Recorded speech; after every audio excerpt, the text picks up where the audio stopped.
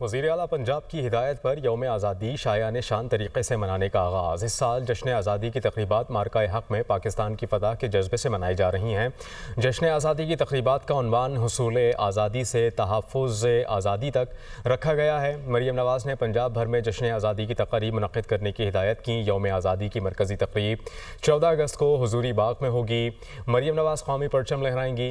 मरीम नवाज़ 14 अगस्त को expo centre Lahore में मार्का हक़ पार्क, मार्का हक़ में म्यूज़ियम और यादगार मार्का हक़ की नक़ाब कुशाई करेंगी। 9 अगस्त को मीनार पाकिस्तान पर आतिशबाजी और लेज़र शो होगा। मरीम नवाज़ ने कहा कि मार्का हक़ ने आज़ादी और इसके जश्न की अहमियत बढ़ा दी। हमारी बहादुर अफ़वाज ने तहफ़्फ़ुज़ आज़ादी की तारीख़ में सुनहरी बाब का इजाफ़ा किया। यौम आज़ादी की तक़रीबात में भरपूर हिस्सा लें, दिखा दें कि हम जिंदा कौम हैं। वज़ीर आला पंजाब मरीम नवाज़ की हिदायत पर यौम आज़ादी शायाने शान तरीक़े से मनाने का आगाज़। इस साल जश्न आज़ादी की तक़रीबात मार्का हक़ में पाकिस्तान की फ़तह के जज्बे से मनाई जा रही हैं।